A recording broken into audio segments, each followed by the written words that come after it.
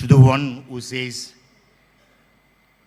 Google doesn't tell me how to go to heaven, YouTube doesn't show the way to go to heaven, even AI, artificial intelligence, doesn't solve my problem of going to heaven.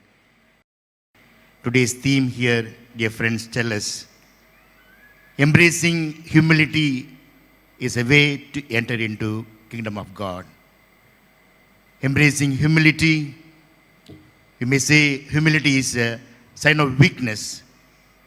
We have to see ourselves, not others. One cannot afford to be humble in this world. True, yesterday's IT young man killing himself with the 80 hours of video, audio recording and 24 hours of pages of writing and blaming, he says, the world is wrong. The world of negativity is wrong. The world of pessimism is wrong.